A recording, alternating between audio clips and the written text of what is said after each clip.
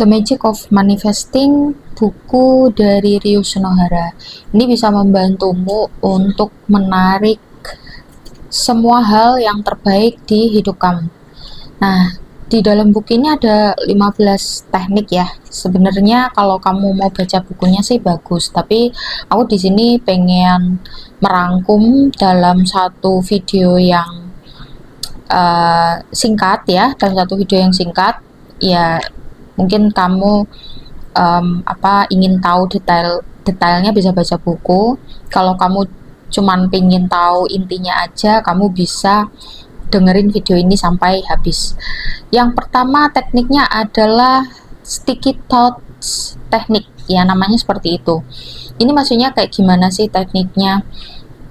Menurut Ryu ya, pikiran itu sebenarnya sifatnya melekat dan lengket. Maksudnya kayak gimana? Seperti efek snowballs ya, atau salju ya, bola salju itu kalau misalkan sekali menggelinding dia akan membesar kayak gitu. Nah, ini maksudnya kayak gini, kalau sekali kita memikirkan sesuatu itu bakal merembet kemana-mana. Nanti kalau misalkan udah terlanjur besar, sulit sekali untuk bisa mengurangi itu. Jadi daripada kita memikirkan sesuatu hal yang negatif, kenapa kita nggak mengubah ya pikiran negatif itu ke pikiran yang positif? Karena memang kita pikiran itu sifatnya seperti itu gitu. Jadi kita gunakan aja ya sifatnya pikiran yang melekat dan juga lengket. Nah, terus kemudian kalau menurut Ryu ya, yang kedua, kalau misalkan kita itu mau memanifestasikan sesuatu, yang pertama kita perlu kalem dulu ya, situasi yang kalem, tenang gitu ya, damai. Cari situasi yang memang kamu bisa relax ya di situ. Nah, nanti latihannya adalah yang pertama, coba kamu memvisualisasikan sesuatu hal yang ingin kamu manifestasikan ke dalam sebuah frame ya. Jadi memanifestasikannya itu tidak cuman kayak hayalan membayangkan sesuatu, membayangkan uang atau membayangkan mobil atau rumah atau apapun yang ingin kamu manifestasikan ya, tetapi kita perlu membayangkan situasi kita di saat itu. Nah, kayak gitu. Jadi memanifestasikan menurut Ryu Shinohara ya, jadi visualisasi yang menurut Ryu Shinohara itu yang pertama adalah dengan cara kita framing apa yang ingin kita manifestasikan. Latihannya dimulai dari 4 sampai 10 detik.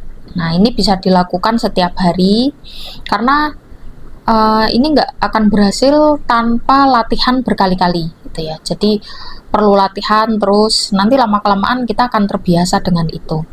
Nah, untuk yang pertama ya nggak perlu detail, nggak apa-apa ya, tapi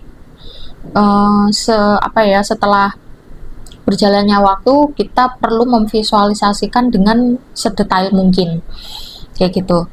Jadi semakin kita detail maka semakin jelas ya semesta menangkap apa yang ingin kita manifestasikan. Nah, kayak gitu. Nah, nanti kalau pas waktu latihan ada pikiran-pikiran yang negatif, coba recall kembali ya, atau panggil kembali sesuatu hal yang positif ke dalam pikiran kamu ya, melalui memori kamu. Nah, nanti baru kemudian kita ulangi lagi ya untuk visualisasinya. Nah, kayak gitu. Jadi latihannya seperti itu.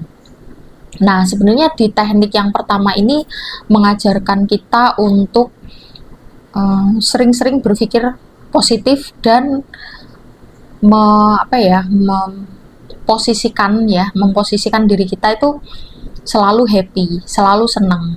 Tuh, meskipun di saat ini mungkin posisi kita lagi nggak seneng atau lagi nggak happy ya, tapi coba cari hal-hal yang membuat kita happy, dari hal-hal yang kecil aja dulu. Nah, yang diinginkan oleh Ryu Shinohara di bukunya tuh kayak gitu ya. Yang pertama tuh seperti itu, kita perlu melatih pikiran kita yang sifatnya lengket dan melekat itu dengan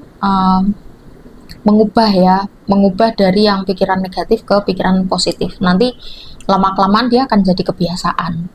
Nah, ini teknik yang pertama.